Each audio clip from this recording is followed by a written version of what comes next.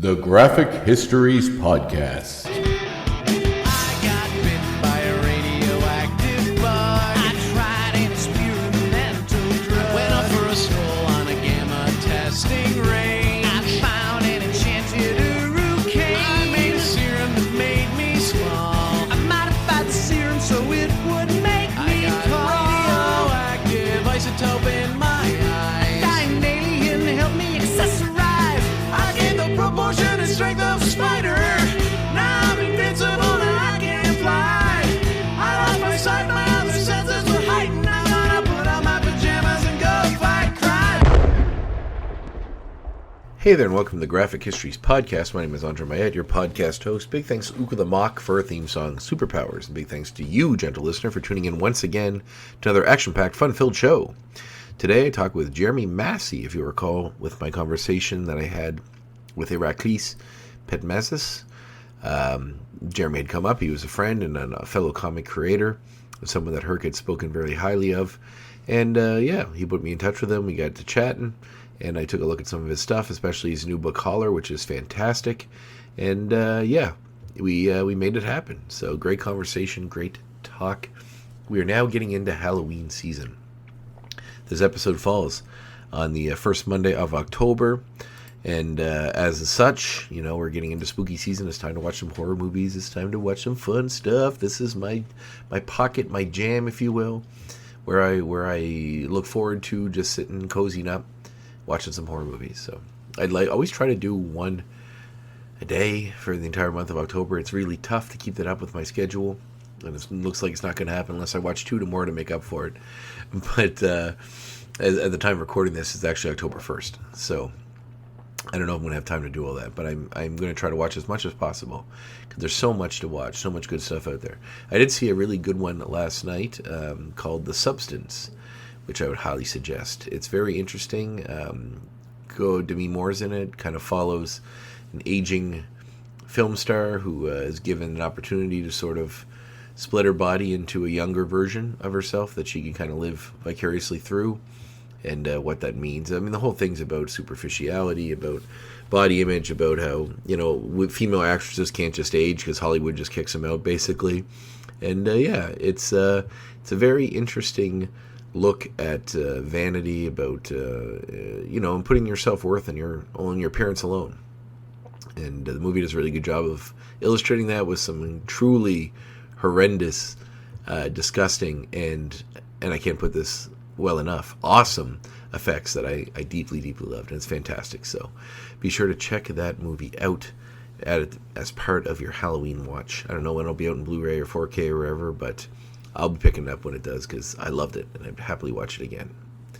But, you know, another guy who likes horror movies is our guest, Jeremy Massie, who we chat about a little bit, but mostly about music, about art, and about, the personal nature of this particular story that he's promoting, which is Holler, a new book about a young kid growing up in Virginia, starting a garage band inspired by Nirvana and where that goes, which is, deeply related to his actual life. And we have a great conversation. So let's get into it. Here it is, my chat with Jeremy Massie.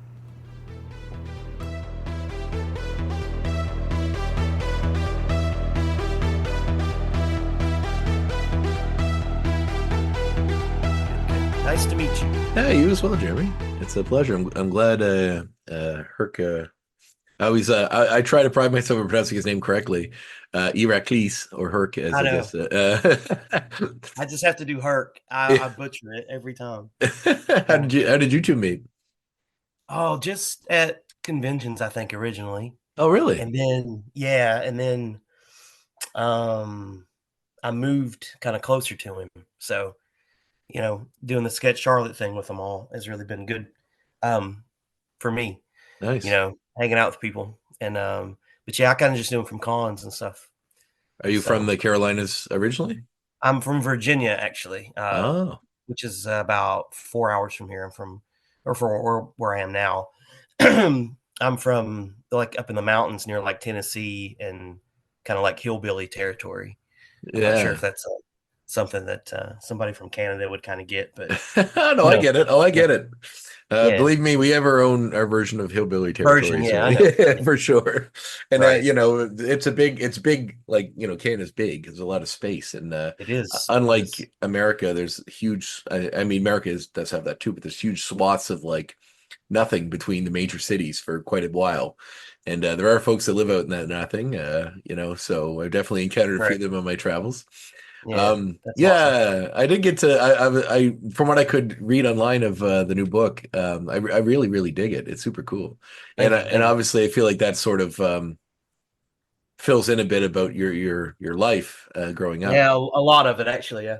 Yeah. So like I see that you went to a church and had a religious upbringing. Was Yeah. that something you eschewed later, or does that still stay with you? It's not. I don't have any ill will towards it.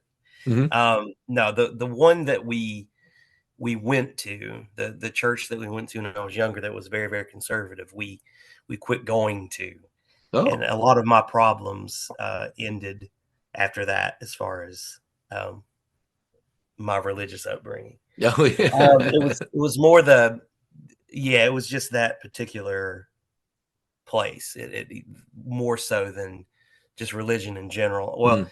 and in the book, I don't focus on that either. It's more where they're going, and they're the people at that particular church that they go to that are the problem, and not religion in general. I tried Was to kind of stay away from that because it was more so. I think it was more so for the story anyway, about the place, other than just religion in Oh, general. of course, yeah. The Yeah. was your parents recognize something they had against, or something about this place that they wanted to get out of, or was it more like the reason you guys stepped away from it? Yeah, in the book, it kinda goes over it a little bit further on. Um, it had to do with just the leadership of like, church they were at the time, Hmm. and when they were just looking for something different, so they went to this other. It was a Presbyterian church, and there were back then, I don't know how it is now, but back then there were 2 sort of sects, I Hmm. guess, is how you would say it. So there was one that was a little more conservative, and then there was one that was just like the original one, that the founding one, I suppose. So they went to the we started going to this more conservative version of Hmm. it. And yeah, that's I had some adventures with them. So that's all in the book. So Yeah. Well, I mean, I've had a very loose. I mean, I went through the Catholic thing as a kid. Like, recovering Catholic is what they say, right? yeah, I would call it that. I don't know where I'd fall now. I often say atheist just because it's easier, but That's I don't know. But agnostic kind of seems like you're sitting on the fence. So I'm like, but there's some deep ingrained part in all of us. I think that we really want to believe that there's something, because nobody wants to accept that this is it.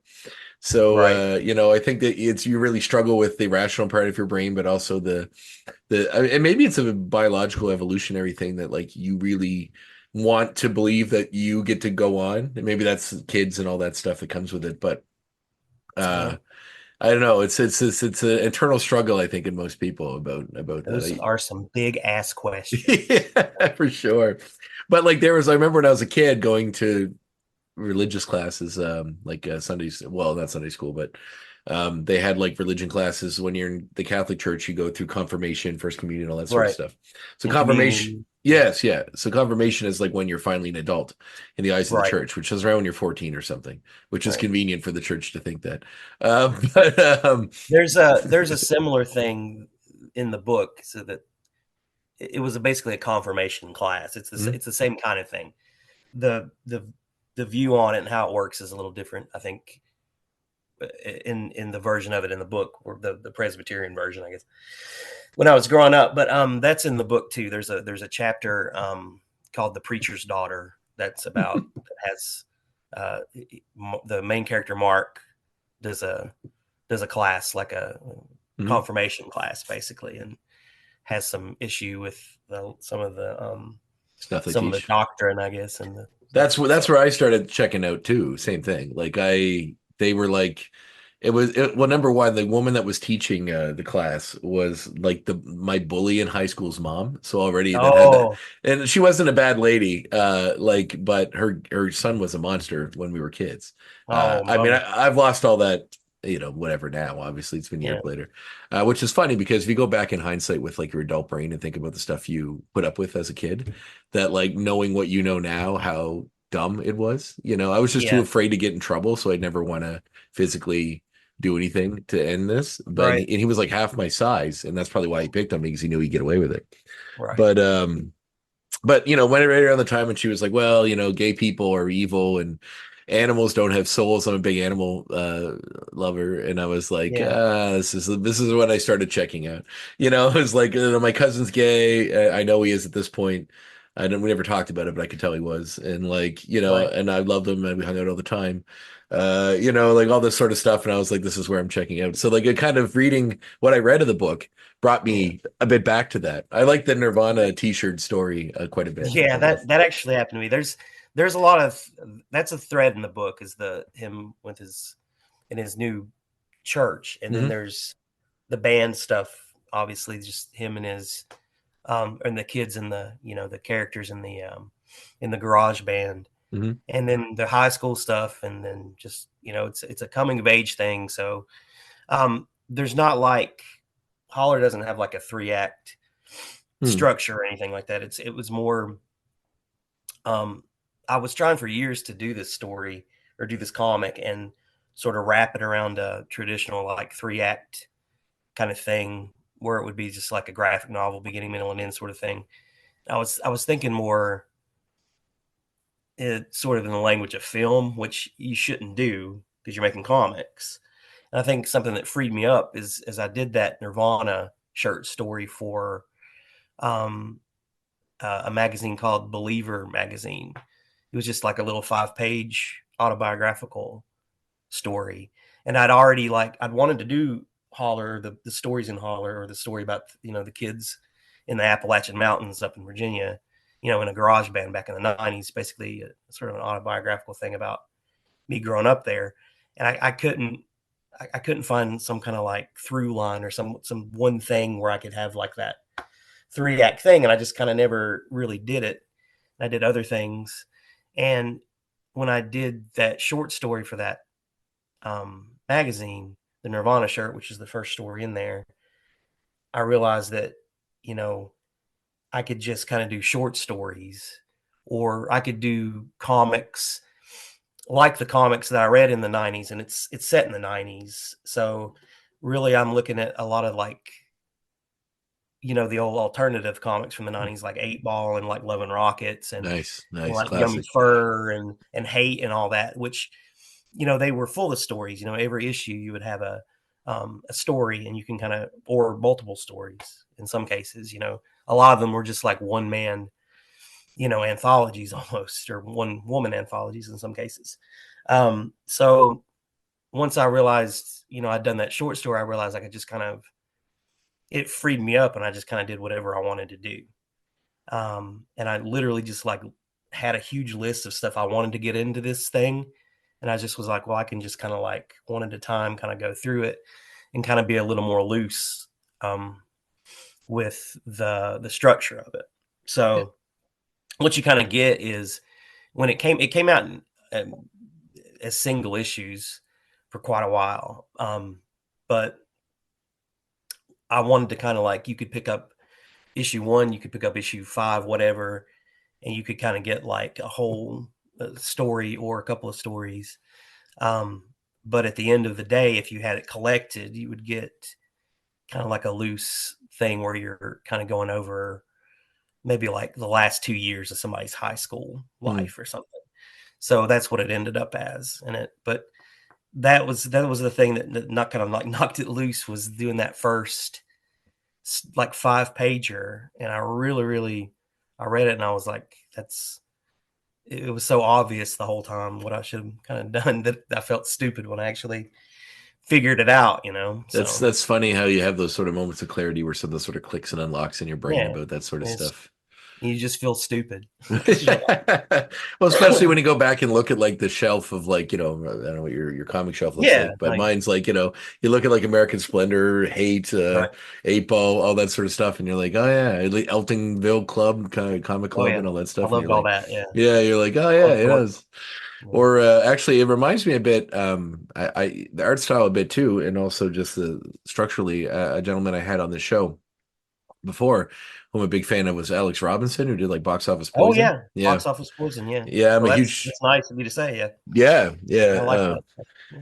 yeah, which is very cool. So, like, how close would it be to your actual childhood? Like, did you have a band growing up and all that sort of stuff as Oh well? yes, Yeah. I lie to people that I'm like none of it's true, but I was talking about it before when I would write these.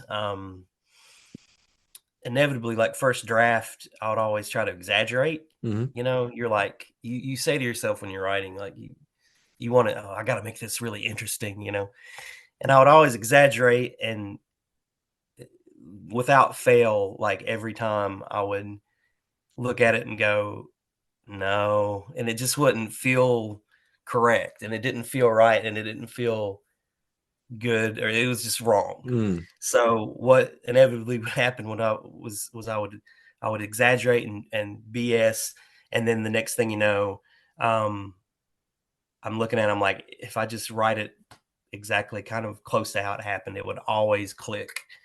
So that the every story in there, that was kind of the processes I would lay it out, and it would be a little too fantastic, and I'm just like, that's not how it happened. And literally just it was better to just be honest about it. And it worked every time doing that. So Yeah. every story kind of clicked when I did that. And even if it was embarrassing, actually the more embarrassing it was, the better, to be Yeah. honest with you. I think anyway. Well, My favorite it's ones in life. there are huge embarrassments. Yeah. Yeah.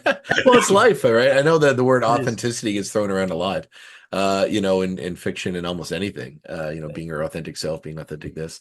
Yeah. But if the more often than not, like the true story is really the one that, because that's the one is more relatable than if, you make up some fabricated tale about, Right. getting to play with And Metallica on stage or something, it's not. yeah, I didn't want to do any of that. Yeah. I'm pretty honest. Like early on, I'm like, we never made it Hmm. ever whatsoever because Yeah, I but didn't. most people's didn't, so they would be able to relate to Right, that, right, right? I mean, right. And most people too, like when they tell stories, if you see stories about bands like in movies and things, it's always like the Queen story or like the yeah, Doors. It's always about somebody getting famous, it's and always one person in the group, really. yeah, Like and it's not it's about not. the rest of them. Yeah, it's not fun. That's not really how things are when you're in a band. It's a lot of like being in a van, and you can't see from the smoke in front of you, and Yeah. you're going to some place in Tennessee, and you might not make it back, and the church van that you're in is making weird noises that you bought for $300. That kind of stuff. And I hadn't really seen a lot of that in like movies Mm. or anything, and I just wanted to get that experience down to that go nowhere garage band.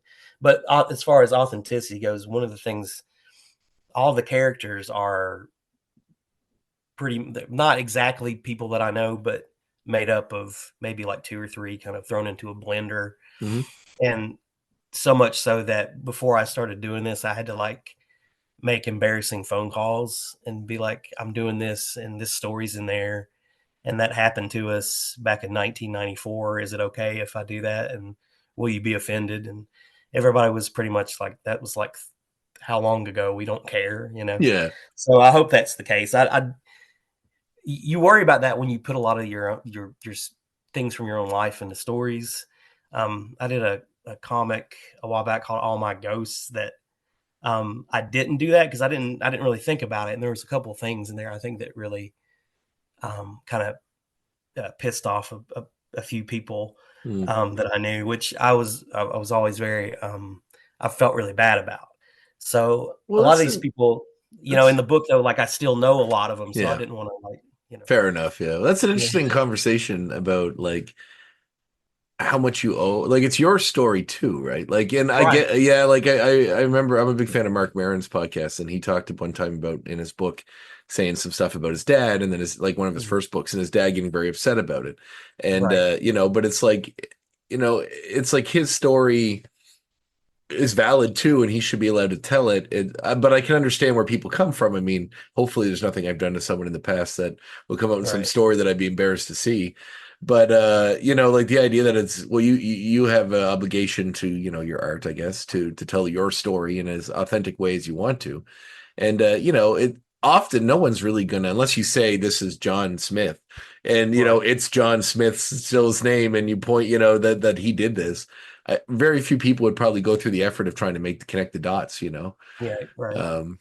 It is kind of scary though. Sometimes you don't want to burn bridges, but at the same time, yeah, it's mostly stuff that happened to me, and it's from one character's sort of perspective. Yeah, and he kind of narrates the whole thing. So, anytime you've got that, you've got a narrator that's unreliable. I think every narrator in every book, there's that whole thing of the what do you call it? The unreliable narrator. Unreliable narrator. Yeah. Any narrator is usually kind of unreliable. Well, any book that is, I found it. I think I've talked about this before, but whenever you read someone's autobiography, you kind of eventually every once in a while you're like, especially if they just talk about how great they are for the bulk of the book. Right. I always kind of joke.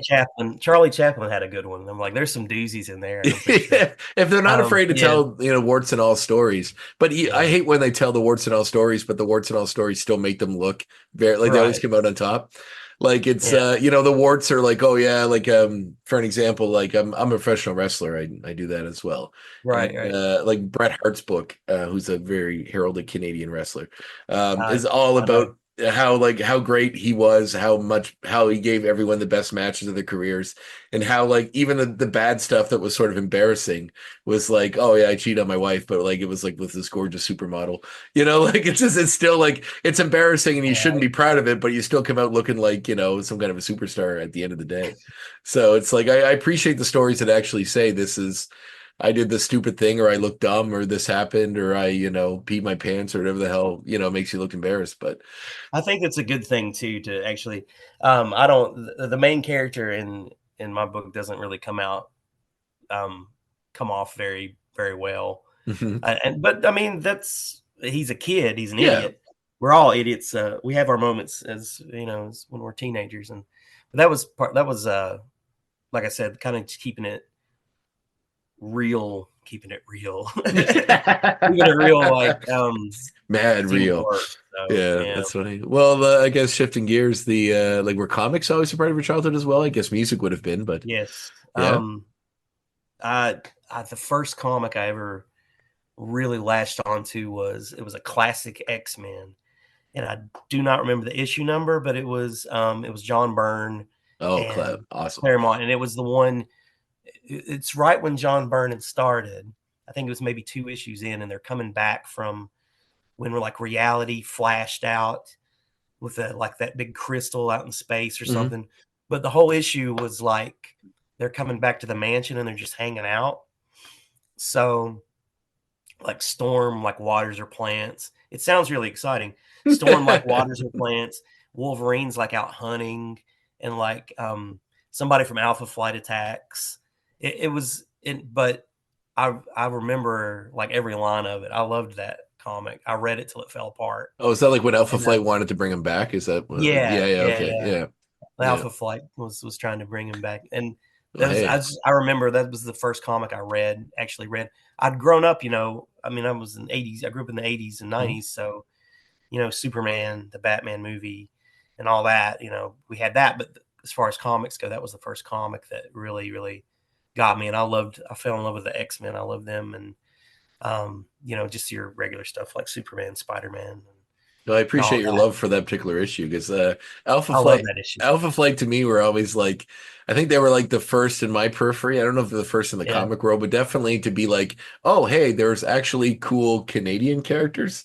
You know what I mean? In the Marvel universe, greatly, there aren't a lot of Wolverine was established as a Canadian, but he wasn't really. It wasn't he lived in Canada, and also when he was born, technically it was.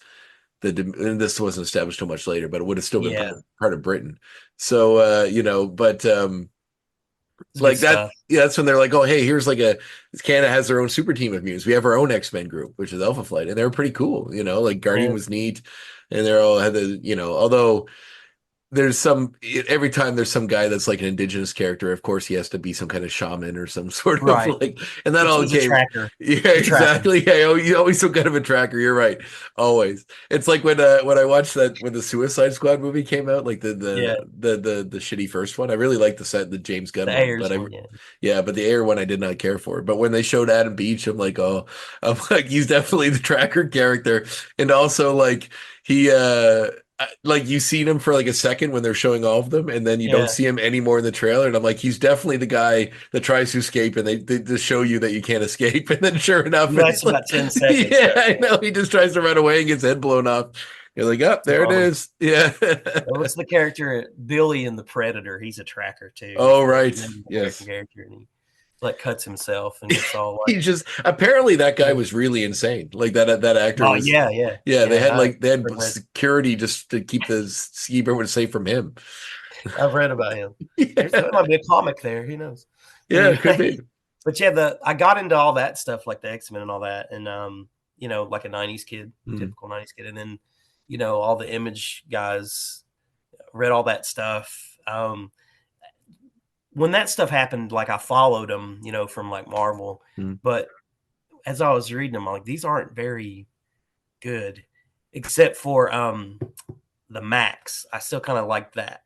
It's a wild book. It's a wild book. Yeah, it was a great book. I followed that, and that was around the same time. I'd seen Comic Book Confidential, that documentary, and all these names I never heard of, and I was like kind of actively sort of looking around for this stuff, So Crumb was kind of easy to find. I found it. Found him first, and then I really got into Madman. I love Mike Oren, and then it was Love and Rockets, and then all that other stuff, and Hate after Love and Rockets, and Hate was the one that got me off of the superhero books. I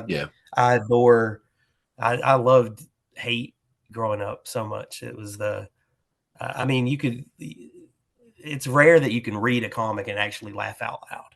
I mean, you can like chuckle, have a chuckle reading comics, but Pete Bag was, there's scenes in Hate that, are just burned into my brain and are just like pee your pants funny. It was such a funny book, especially a lot of people complain about the ones that were in color, but I think they were all pretty solid.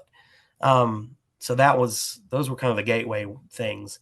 And they were important too, because a lot of those books, like Love and Rockets and Hate and all those they were different from like the Marvel stuff, because the Marvel stuff, it would be like written by, drawn by, inked by, you had 20-30 people working on a book.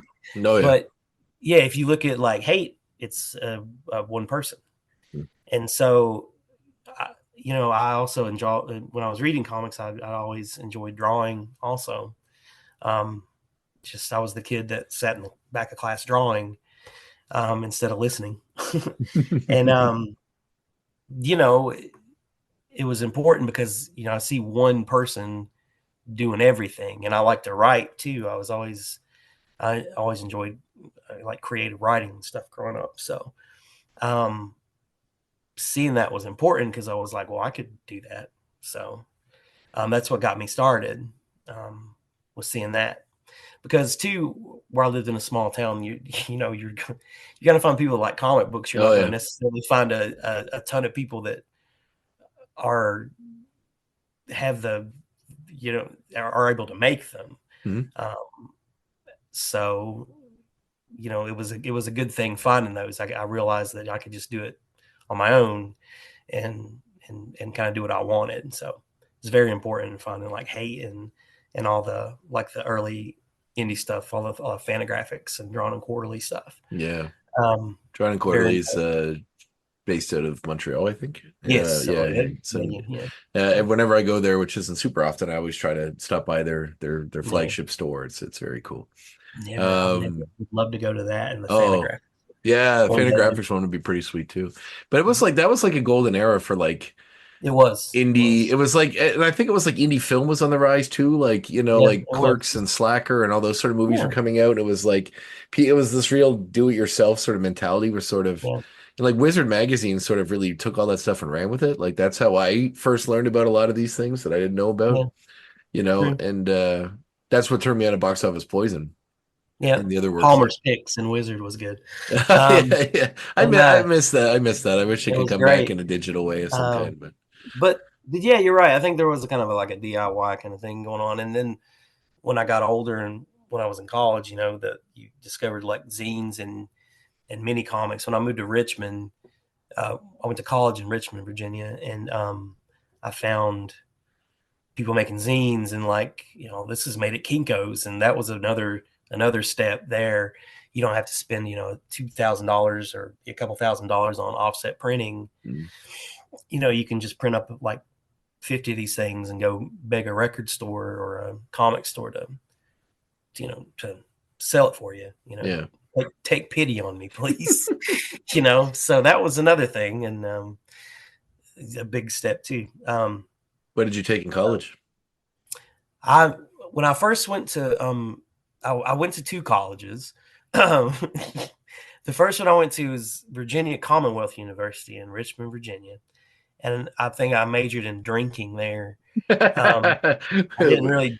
I think my family referred to my years at VCU as the lost years. So It's like a legendary tale that they talk about I to this had day. I had a great time. I don't remember what I majored. I was in art school there. Mm, I got it was they don't boot you out, but there was this weird. I can't really explain. There's like this weird technicality where you had to apply for a major, mhm. and if you don't get in the first year, they're like, you'll be fine next year. What they don't tell you is that second year, if you mess up and are stupid like me for 2 years straight, it's like, well, you got nowhere to go. Maybe you should do something else. Mhm. So, It's what like a happened? nice way of kicking you out. Yeah, Yeah, yeah, very polite way of yeah. saying go to hell, I Well, guess. that's sweet. That's But sort of, Southern uh, hospitality. They're just like, get out, but not, in an overt way. after that, I actually I had some like my grandfather and my uncle both that year that I gotten not kicked out, but messed up at VCU, had passed away and left some money to um, my family. So I got to, I transferred to Savannah, the same place Herc went, actually. He talked about Oh, it, I think, a little bit. yeah, he did. Yeah. Savannah College of Art and Design down there. And I wanted to really go there because you could major in sequential art, which is a very fancy way of saying comic books. Mhm. So I majored in comic books and straight A's, baby. I did really well there. Well, you found what Um, you wanted. That was it. yeah. Yeah. Actually not straight A's. There was one teacher um, who I will love for the rest of my life. Unfortunately, he's no longer with us, but there was a teacher named Ted Stern that taught there. I don't know if you're familiar with him. He did a book called Fuzz and Pluck, and No. it's a very funny book. It's almost like it's like an old. I can't really describe it. It's about a this teddy bear and this plucked chicken, and they live in like this weird world. I can't really explain it. Go Sounds kind of look like it up. You'll I you'll will. love it. But he was Sounds like he Sock was Monkey kind of. it. Yeah. Okay. Yeah. You would dig it if you like Sock Awesome. Monkey. I do. But he was a teacher there, and man, he was a hard ass. Like his classes were very difficult, but he made you really like look at stuff and really evaluate what you were doing. And you know, I he was that was his classes were invaluable, and you would probably find about 10 other people that went there when I went there that would say the same thing. But that was the only like B's I got were his class, and that's the ones I wanted the A's in. But great teacher and great cartoonist. So a lot of people kind of like crap on that experience that have gone there, and I get that, but I got some good things out of it definitely too. So after that, yeah, I've done comics since, tried to That's do that, awesome. have that be part of my life, even if it's not my main source of income or anything like that. Yeah, So, there's a part of me that really romanticizes the people that got to go do that sort of thing. Like where I grew up, we didn't have an option For that, a friend of mine who took, I think he was an English major in school. When he went to university, he was my roommate for a few years. We worked together at a convenience store when I was in high school, and then after I went, Right. I'm a graphic designer by trade. So when I was doing that, he ended up coming along, but then he ended up going to Toronto and going to uh, art school there for comics and studied under like Ty Templeton and stuff. And Oh, nice. yeah, he works for Marvel now. His name's Mhm. David Cutler, but Nice. Okay. he um yeah, so like when he was just kind of watching him go through that, I was kind of like, oh man, like the idea of like taking the academic side of like comics always seems so fringy, and as a kid, Mhm. it doesn't seem like something that's legitimate, even Right. though it's a legitimate business more so now than ever because there's Right. billion-dollar movies coming out with these characters and these stories.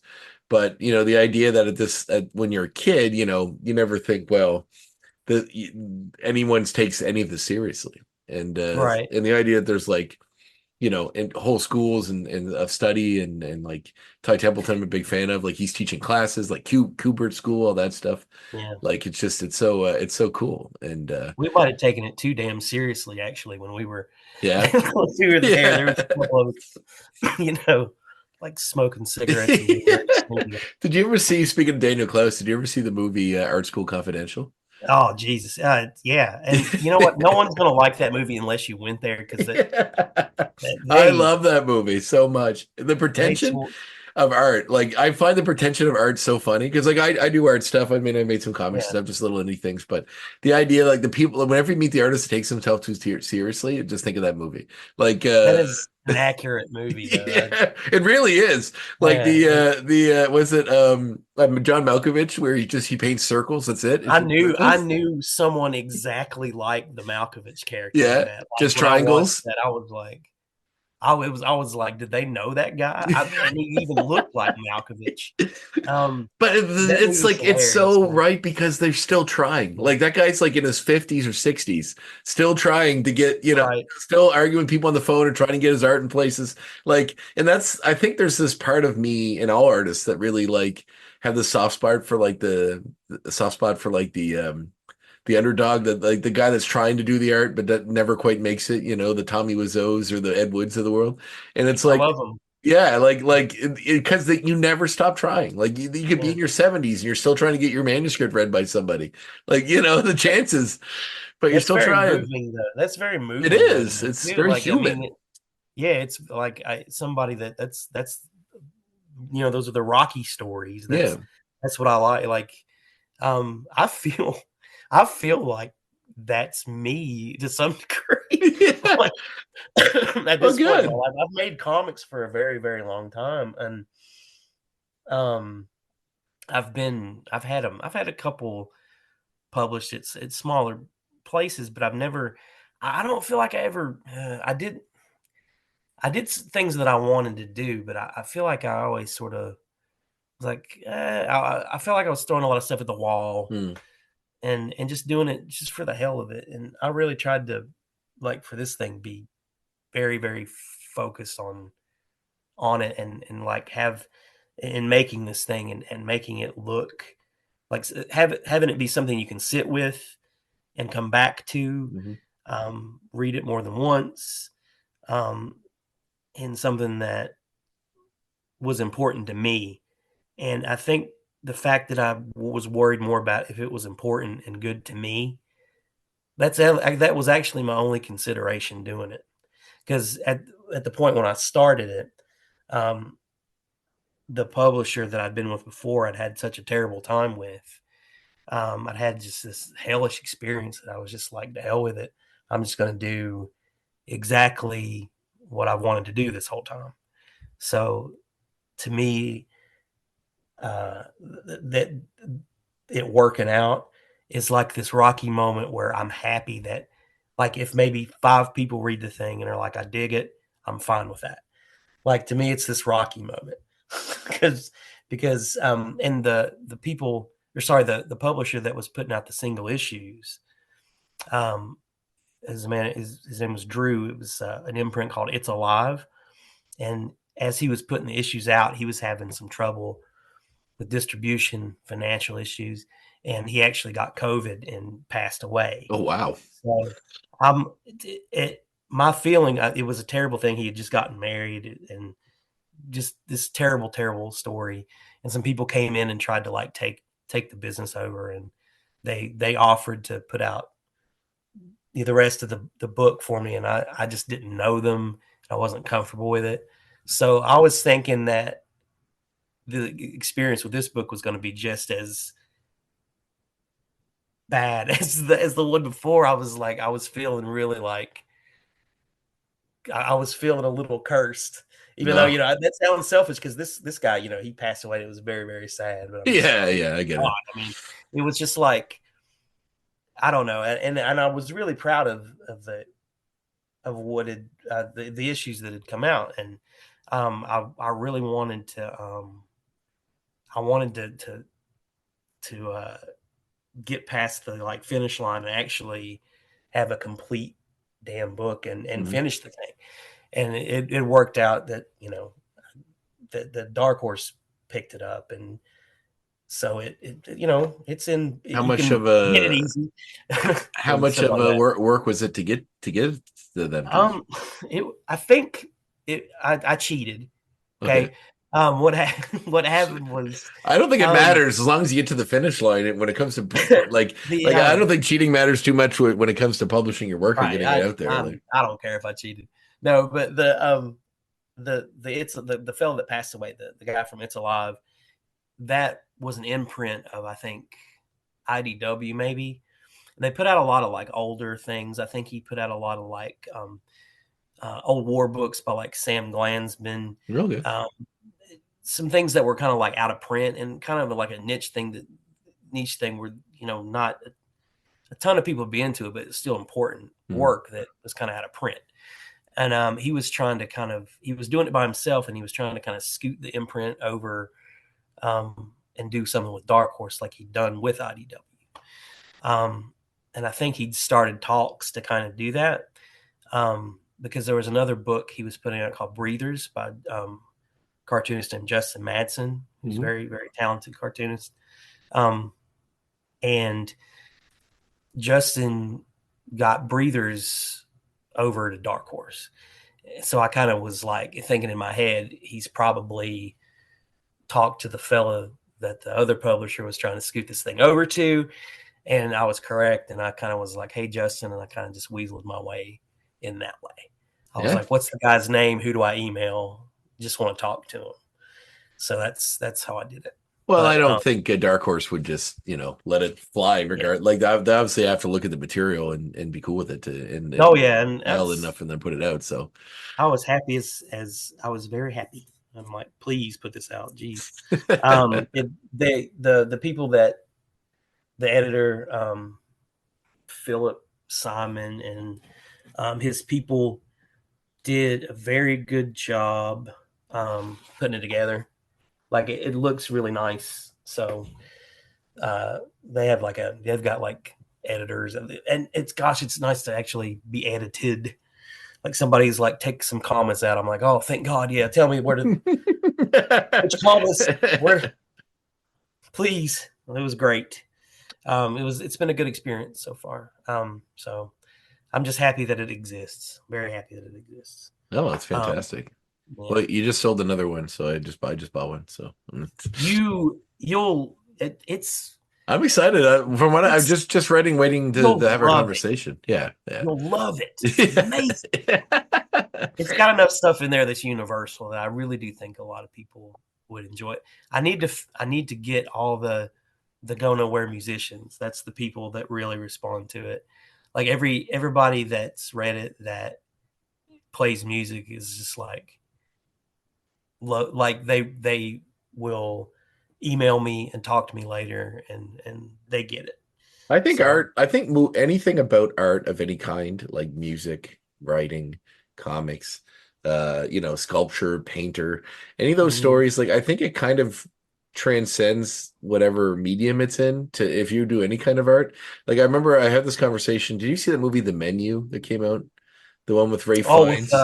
Yeah. Where she Yeah, where he's like the crazy chef, and Yeah, and make that me a cheeseburger. yeah, and that movie, like, I didn't know, I love horror movies, so I didn't know what to expect going into it. I don't know if I call it a horror movie, but and there's a part of me, the art part of me, that it really like when, especially when you get a little older, and you get a little jaded, and yeah, you get a Mhm. little frustrated, and all the in the it's all of it loses its luster, its glitter, and then like you lose focus on why you love doing the thing you did to begin with when you're wrapped up Yeah. in this a big project. Like anybody that's done any kind of art, that movie really speaks to you. And like specifically, that's about making food, but like the idea of anything like that. I've never been like, I like to cook, but I've never been any kind of a chef or anything Mhm. like that. But that movie really spoke to me on the art side of things. So I feel like that transcends any of those medium things. Yeah, you say that. I think that's a part of the Holler thing too, because I was pretty down on. Yeah, I think that's in there. That's Yeah, in there too. good, So awesome, cool. it's interesting you said that. I hadn't really thought about it, but it's Yeah. a lot of it was like I was like, I don't want to do this anymore. So it was a lot of it was You getting so that's what got me excited about doing it. So yeah, that's in there. still play music Um, and do that sort of thing? I do a little bit. Hmm. I have a friend of mine named his name is James. We play. We're both dads. Hmm. We both have kids, and we both have kids that have special needs actually as Oh, well. okay. So we kind of his daughter was actually in my wife. My wife is a, a teacher for what's called a self-contained special education class. Hmm. So it's kids that are nonverbal sometimes and have trouble that way. Kids with special needs, basically. And his daughter was in her class, and we kind of became friends, similar situations and things going on. So we started venting to each other about that, and because we have that in common. Hmm.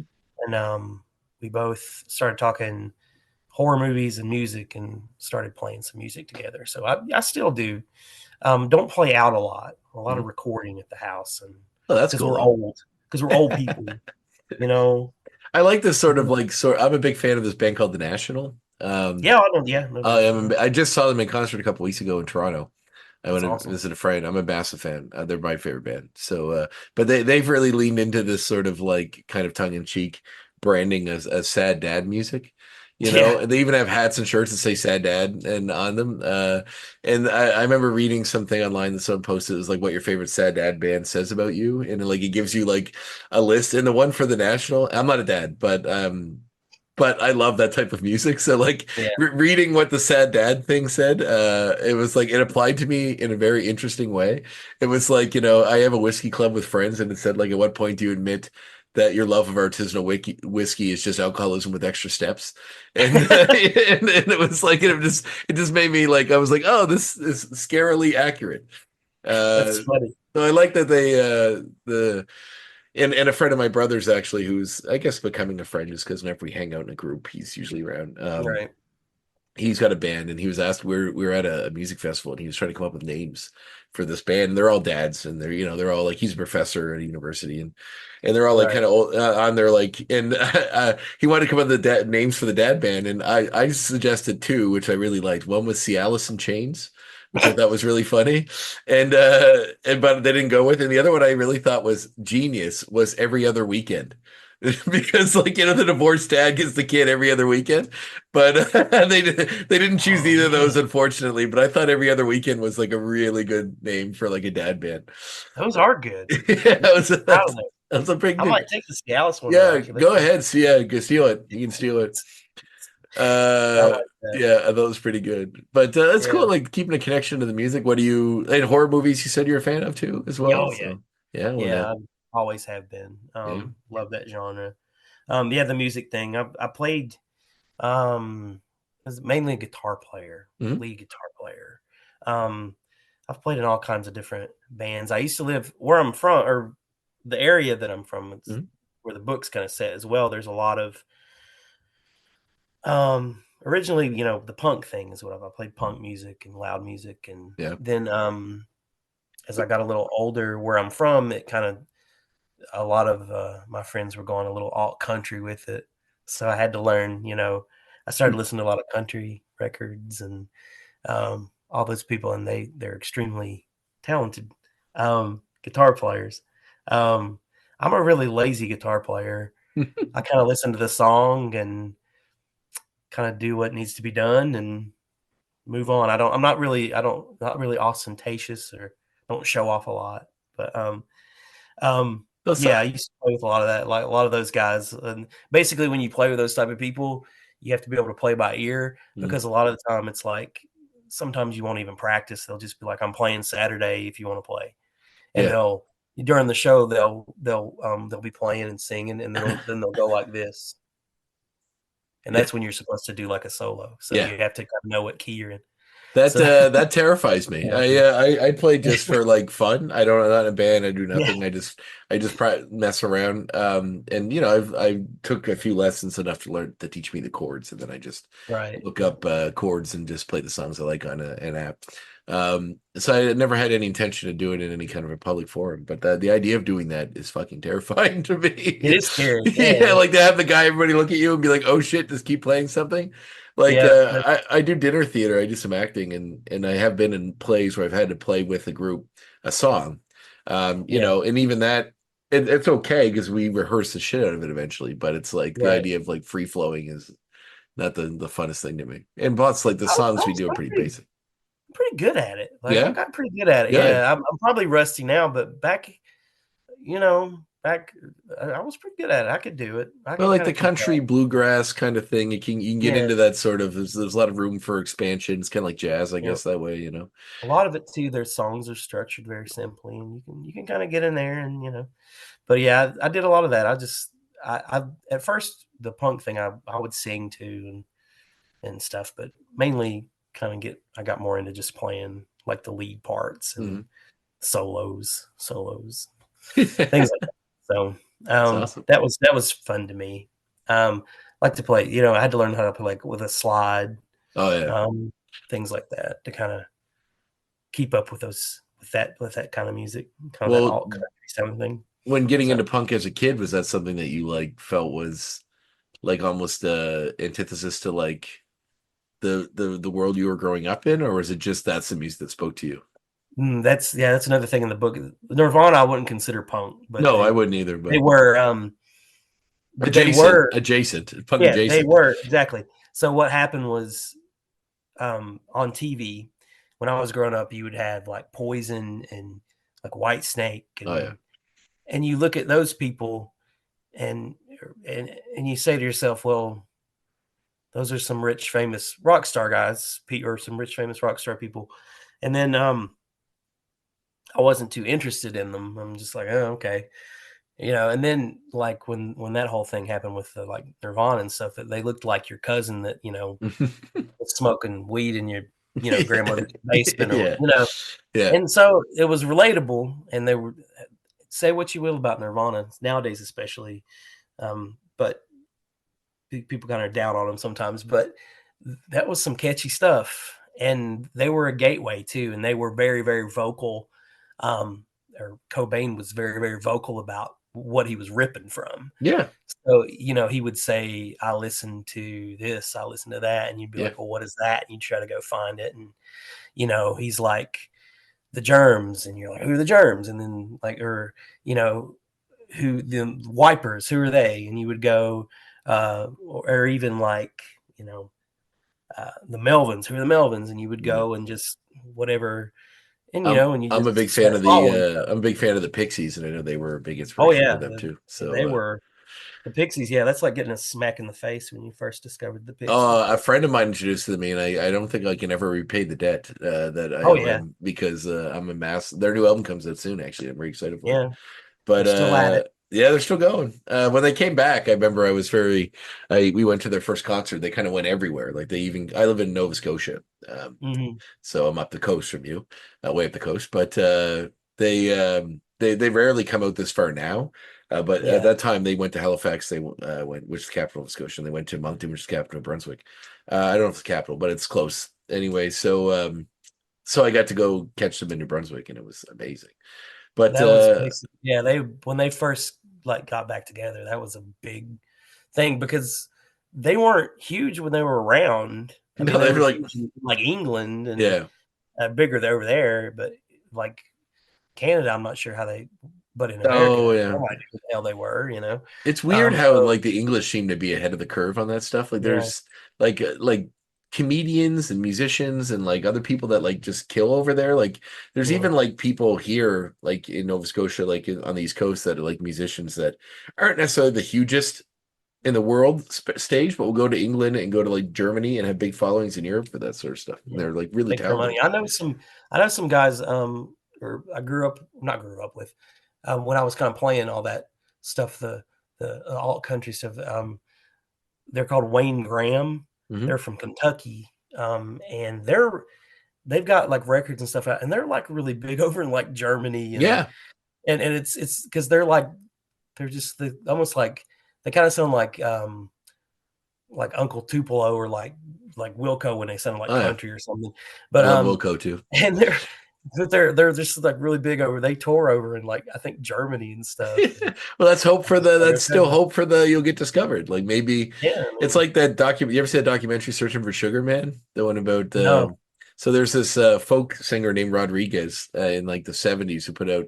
I highly suggest it. Check him out. He only has 2 albums. huh, And you may recognize one of his songs because it could get played a little bit, but like he was not huge here. He had 2 albums that were that are very good, but just for whatever reason never made it. But in like South Africa, he's like a megastar. Like they loved his stuff, and then somebody discovered this that like in South Africa his music is played constantly everywhere, and everybody loved it. And they tracked him down, and he was just like working as a construction worker somewhere in the States, like in like the early huh. 2000s. And they had a concert. They brought him back to South Africa, and he had a concert there.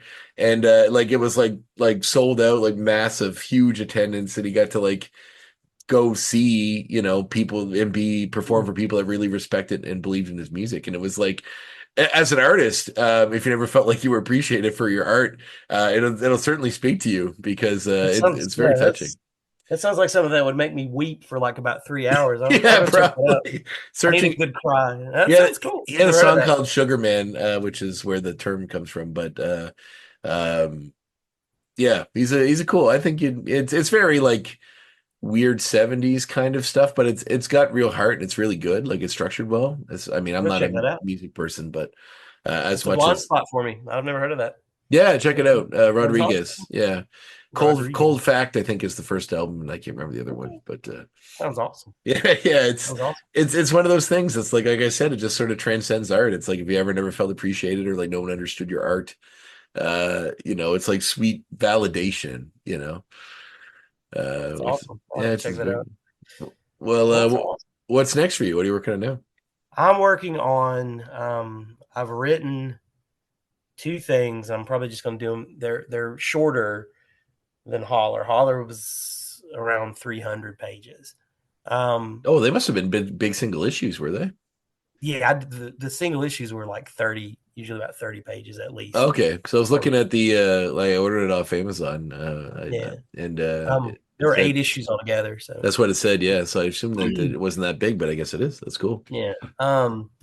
And I've written 2 things.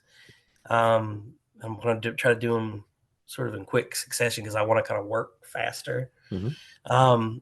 It's a science fiction thing, which when I say that, it'll be like my version of it. It won't be like, but it's called, I've got a title and that's about all I can share. But it's called I'm Okay, How Are You? And it's a science fiction thing, but it's more about this weird family dynamic. So it's more, that's kind of what I do. Is most of what I do is character driven Yeah. stuff. So That's the best kind of that yeah. stuff. I mean, the overarching like sci-fi plots where it's like this huge like you gotta like I just read this. Are you a sci-fi reader? Like have you read a lot of sci-fi novels and stuff? A lot of I used to buy them for covers, Oh yeah. and then I just Oh yeah, read that's the them too. best. So yeah, I've read a lot, some good, some bad. I So just yeah, finished The Lathe of Heaven by Ursula K. Le Guin. I love her. I know more her fantasy stuff, but Yeah. Oh, the I Earthsea stuff. haven't. Yeah, I haven't read I've read some of her sci-fi stuff, but not a lot The of it. Lathe of Heaven is, I'd highly suggest. It's super good, Yeah, but it's it's it's very great. character drawn. Like it's a Hmm. bigger there's a bigger thing going on, but it's really about the person that's happening. It's Hmm. like I love that you bring it up for the covers because like I'm a big fan of old horror novels for that reason. It'd be like someone Yeah, getting eaten by a crab on the cover, or like yeah. and it's like what is this? Like Grady Hendrix, who's a horror novelist, wrote this book called Paperbacks from Hell, where he goes through a bunch of those because he was Hmm. obsessed with them too, and he goes through all of them and explains what ones are better than others. And like he Right. actually reprinted a bunch of them under his own imprint called Paperbacks from Hell, giving new life to some of these books that have been out of print for like decades that he Oh felt yeah. were really good and worth. And one of them I read was one of the most disturbing books I've ever read. I love it, but it's super like it's not an easy read, but it was like I'm really happy I read it. So it's You cool. find gems. I found a lot of gems doing that, but Yeah. literally, I'm guilty. I was like, oh, this cover looks awesome, and I just had a phase. But I'll check that out because she she would come at things so differently. Mm, Like her version of like fantasy is, usually like high fantasy stuff's like good and evil. mm.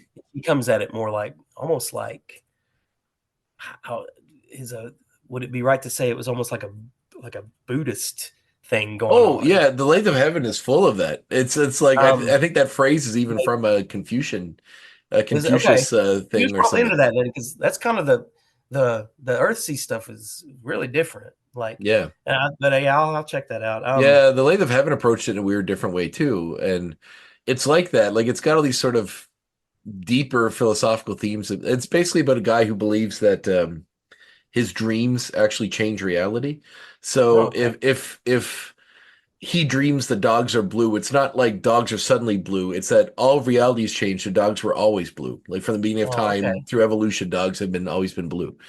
I'm gonna So check that out. he kind of has to go under this. It's in the near future, and he goes to meet this doctor, who comes to suspect the doctor believes that he can do this, and the doctor's manipulating his dreams to Oh, that's shape cool. reality into the way he thinks it should be for the greater good. And there's See, all I these can get into that. Yeah. yeah, there's all these deeper themes about like utilitarianism and these philosophical ideas, and like it's very interesting and it's very good. And yeah, it's a way of approaching sci-fi that's very philosophical and far from just being like, well, here's a ray gun or here's a robot. Right. Yeah. I like before I did this, before I started working on this thing this new thing, this Mhm. I'm okay. How are you thing? I love that title, by the Um, way. That's I awesome. read, I read a lot of, I was reading a lot of, I reread the Vonnegut science fiction books Nice. that I grew up with. I always loved those, and those are barely science fiction. Yeah, They're I mean, Slaughterhouse Five. It's hard to call it that. I don't know. I don't Like think it. I actually reread that. My dad recently, like I'm talking a couple of days ago, last week, passed away, and I oh, I'm sorry to hear for that, man. some that's yeah, it's but for whatever reason, I had this weird urge to read Slaughterhouse Five after he passed away, just because his books they cheer me up, even though they're bleak Well, sometimes. I can see why you would want to read that one because Yeah, like it's got that concept like that what the Trafalgans I can't remember that's how their name but Trafalmadorian, right because the little Trafalgar or Trafalgar is the concept that they don't believe like they know their world's going to blow up someday that because of yeah, something they did and doesn't yeah. bother them because they don't time is an experience like as a straight line to them it's happening all the time so it's like if you're dead now that sucks but further down the timeline, you're alive and thriving. So like as you You're get there, to you're always there, and you will always. yeah, so it That goes. might be Isn't why I read it. yeah. I can understand the because that actually gives me more hope about the afterlife thing. The idea that like, well, maybe I'm still existing. Right. All my happy moments I can still revisit and be a part of. Just further down the timeline. I'm just because of the limited way that my body experiences time now. That's it, right? So Interesting book. yeah, I It's a can good book. see. Yeah. I read, and what else was I reading? For my science fiction stuff I was reading a lot of. I read Childhood's End twice. By the guy that wrote 2000. Arthur C. Arthur C. Clarke. Clarke. Yeah. Yeah. I don't know if you've ever read that. It's it's scary. Really? Like I never read that one. there's something about the ending that's scary to me, because all the things that I really, really love and about life, we end up on like, as far as like what happens when humans in the book. I won't give the ending away, but at the end of the book, humans kind of evolve into something that is needed for the universe to go on. Mm-hmm. And basically we have to give up all the amazing things like art and basically all the things I love in life. And and as I read it, it's just the most depressing ending. There's a lot of good stuff in it, though. It's a crazy book. I read that twice, and then just a lot of that sci-fi stuff I got. I really like Poe Anderson was one, just random guys really, and random ladies and just random writers and stuff, just that I collected over the years for the covers. You know, I don't know. Philip K. Dick, I always liked his stuff. All that stuff. Yeah. And just trash sci-fi too. Like I love the old EC comics to death. Oh, me too. Yeah. So. My wife and I started rewatching, I think it was during COVID, maybe around Halloween, we started rewatching like Tales from the Crypt, the TV show. Oh man. And I forgot how many episodes of that were, they're all based on old EC comics. And I remember I didn't realize that the whole show, I thought they were just new episodes. A horror show that was like, had like big directors directing them. I didn't realize that most of them were adaptations, because I had one EC comic as a kid. It was like a special big thick one, or maybe that's what they always were, but it was like one that had like a woman looking at like a coffin that had her name on it under a Christmas tree, and then like the husband's behind her with an axe. And it was the story about the woman that kills her husband, and then there's the crazy Santa Claus that's supposed to be, and I remember the first episode, I think, of the show was that adaptation. I was like, oh my God. I was like, this is surreal. Like I read that story probably 1,000 times as a kid. And I think the slasher was the guy that's in Darkman and Dr. Oh, the bad guy, Durant. I knew his eyes looked familiar. Oh, that's hilarious. Yeah, he was Durant in Darkman. Yeah. Well, there was the best thing about that show coming out. That show came out again in the 90s. We keep coming back to the 90s because of Holler. But the best thing about that show, like the show was fantastic, but they started reprinting those damn comics again, like on newsprint, and you could get them at like, and that's probably where I got it, because I would have been like, I was born in 85, so I probably would have been like, when those were coming out, I was probably around 8 or 9 or something. My brother might have got it, or I picked it up somewhere. Oh, they're great. God, the art in them is insane. It also had one story which always stuck with me, and it's weird how like sci-fi horror stuff, you read it as a kid and it just sticks with you your whole life. You just go back to it. It was like a bunch of people that were abducted, and they're like hanging out in a chamber, and then a beautiful woman would come out and then like lure, like beckon a man, and the man would come to her, and then they go away, and you never see the guy again. And there's like one old cowboy in the back, like not old guy, but like who was like getting increasingly agitated, and then he kind of explains that he recognizes what they're doing, because as a cattleman, that's how they bring cows. They would bring the bulls, they'd lure them in with a cow, the bull would go in, then they'd hit them with a hammer, hang them upside down and slit their throat to bleed them out, and then like that's what the aliens are doing to the people, like the humans as they go through. And it was like, and there's obviously, it seems on its surface just a story, but like, it makes you think about what we do to animals, and you're like, and even as a kid being young, it makes you think about things that you probably shouldn't, or maybe it's important you start thinking about the greater world and where all that falls. The EC stuff is like a kick in the head. Oh, it's great. Those were good. Fantagraphics has recently put out all these big hardcovers that have like a bunch. And I got a bunch of them. Like artist centric, right? So it'd be like Wally Wood or one of those guys. I love Wally Wood. My favorite one, Southern dude. I'm a Southern guy, so Jack Davis. Jack Davis, his is awesome. His werewolves are the best. God, his werewolves look the best. Anything. He did werewolves. Yeah, but he could draw everything. He was so funny too. Like he was good for when he did Mad Magazine too, because the Mad Comics and Mad Magazine. The what they call the chicken fat, where you would have the main image and then all the crap in the background that you could just sit there and stare at. But all those guys, Wally Wood, Jack Davis, God, I loved all that stuff too. The stories were fun, but just the art is and then I mean you had people like Kriegstein, you know, Oh yeah. who were like taking comics seriously as much as they could back then, you know, Yeah. doing like their thing. So Awesome. all that EC stuff's crazy. It's That's good so stuff. cool. What's the other Mhm. book you mentioned? I'm The fine. other one's a crime one. Oh, I've my whole life. Again, I'm talking. I did this Holler. I've wanted to do Holler my whole life. I wanted to do a crime story, and nice. I cannot. For years, I just couldn't kick one out of my brain. Mhm. Even though I read that stuff, it's like true crime stuff. I want to do like a crime thing, but I want to do it kind of like set where I'm from. Oh yeah. So,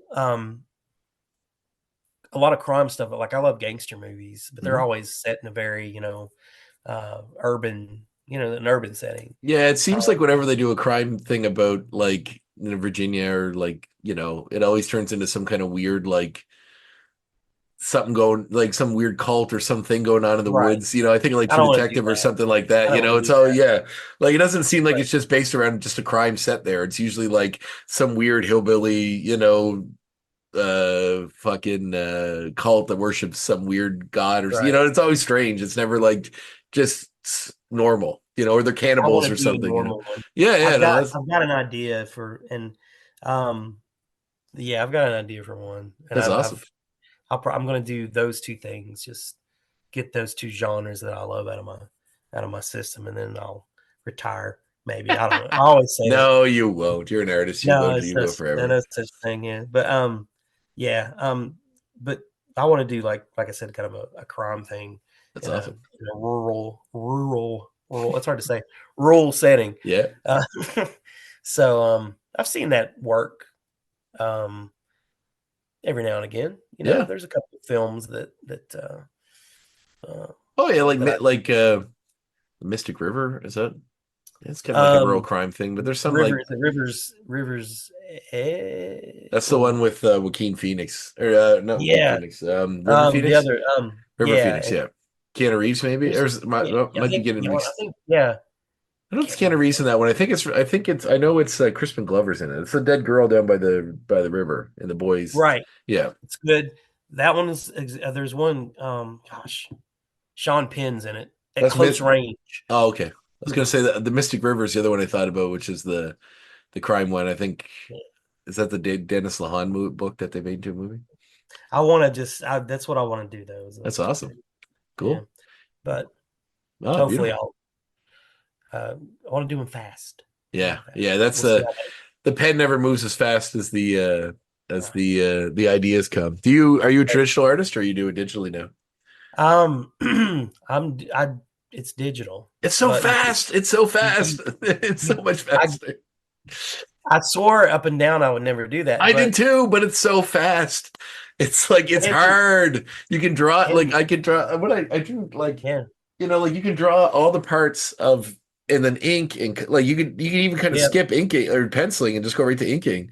Like and then all the colors and like it's just so much faster. Mhm. Like I did a big piece just sitting on an airplane in Oh like a yeah, couple hours from here to Toronto and I was just like in an hour or so to just be that's on an air awesome. just on an We're airplane doing something. using Procreate. Is that what Yeah, we're using? yeah, Yeah, yeah. and Just it's a simple.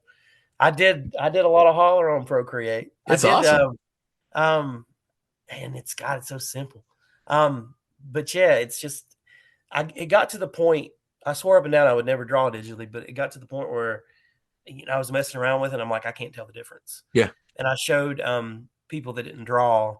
I think the second issue of Holler, I think maybe the first page, I did traditionally, and then I did it digitally, all digital. Mhm. And I said, I showed my wife and I showed actually my sister, and they're not comic book people or Mhm. artists or anything. They don't draw. And I said, which one's which, and they couldn't tell. So That's that's awesome. when I went, okay.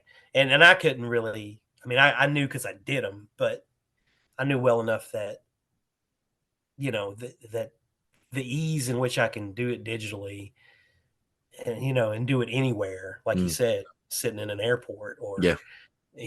when I'm on the couch, It's also like nice too because you can curl up with it. You know, like you don't Yes. need to be like at the drafting table. Like my drafting table Yeah. is just full of papers now. Because I Yeah. don't really, it's like you don't need to I use can't, it. I can't deny the I ease know. in which I know. I feel bad about it, but it's like I don't know. Maybe it's a slippery slope. Maybe now it's just I'll I get AI to make my I'm not comics now, guilty. and yeah, it's I'm not like guilty I don't feel guilty it's anymore. a tool like any other. I mean, It's a technology tool. exists Yeah. to make our lives better, and in my opinion, when it comes to making comics, it sure does. So That's how you got to see it. Yeah. that's right. So, and I agree with you. Oh, well, I should let you go. I just wanted to say thanks so much for being on the show, man. It's a blast. I'm looking forward to reading the I full book. Please let me know what you think. And I'm just I really appreciate you speaking with me. Oh, dude. I hope I wasn't boring or rambling. No, I'm you're talked great. out. I said before that the thing happened with my father Yeah. recently, and we did like the funeral and all that stuff. So it's been good to talk about Good. comics and something other than very, very serious things. Well, I appreciate I But I could am offer. talked out, so I'm sorry I'm coughing. That's all right. But before we go, Sure. a couple of things. I don't know when you're going to post this, but Actually, Monday. good, Yep. excellent. Monday. I'll miss one thing, but I'm going to be a couple places. Sure. I'm going to be in my hometown on October 12th at a place called Cavalier Comics. So if Awesome. anybody's around there, and I'm also going to be in Greensboro the 26th. At a comic shop called Sailfish. So if anybody is listening, and I'll try to blast this out so people too, but I'm going to be there doing like signing some books. So perfect. I'm looking forward to that, and I really appreciate it. And I'd talk anytime. This was a pleasure, man. I love this. Is why it's funny doing the show. It's just literally me just talking with people that make comics. It just makes me so happy, and especially have a nice conversation. So I appreciate it. This is a great awesome, one. Dude. Awesome. Next time we'll talk about Ric Flair. Oh man, yeah. Herc and I covered that one a little bit already. He doesn't know anything about wrestling. Yeah, I know. But I know, but we could definitely have a long Ric Flair conversation. I talked to this about someone the other day about the movie about the Von Erich family, the Iron Claw, and it was a good movie. But like, there's some parts of it. Yeah, there's some parts of like how they approach the wrestling side of it that kind of like if you're a wrestler, it's just rings a little false. But the guy that played Ric Flair was like, and I feel bad for him because there's no way you could ever find an actor. The guy played Harley Race is really good, but the guy played Ric Flair. I was like, I don't know who you could get in the world that could cover that role. You know, maybe Will Ferrell when he was on Eastbound and Down is that like used car salesman. He was kind of close, but something like that is about as close as you could probably find to like someone that could really pull off a solid Ric Flair. So yeah, that was my only gripe with that movie. I was like, man, I mean, but it wasn't a major focus. But yeah, how do you get somebody to be the Ric Flair? He's sort of he's definitely irreplaceable. Or I watch his promos to get in a better mood sometimes. That's awesome. Yeah, he's just raw energy. That's all it is. It's perfect. Nice. Awesome. But thank you very much again. Oh, thank you, Jeremy. It's been a blast. All right, man. Take it easy, friend. Bye-bye.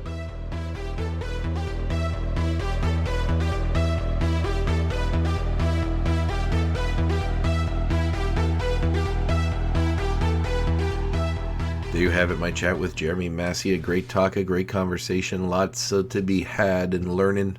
Lots of learnings to be had in there, and a great talk. Jeremy seemed like kind of like a subdued guy a little bit, but really opened up when we started chatting. And great conversation. I really love just chatting with people, man. This show, I've always wanted to feel like a conversation between two people that just meet, and you get to learn about the person that way. It's a lot more conversationalist. It's a lot more natural. It's a lot easier to get someone's story out of them if you're just talking to them like you would have a conversation instead of just shooting a bunch of canned questions at them. This isn't Inside the Actor Studio, which is a very dated reference.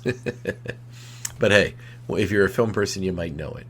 So I'm going to leave you to it. Make sure to get out there, get your Halloween decorations up. It's now time. If they're not up now, it's late. You got to get those up.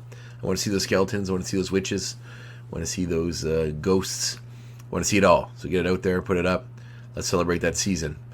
And in the meantime, stay safe, have fun, watch some horror movies, and read a horror comic too. There's a lot of great ones out there.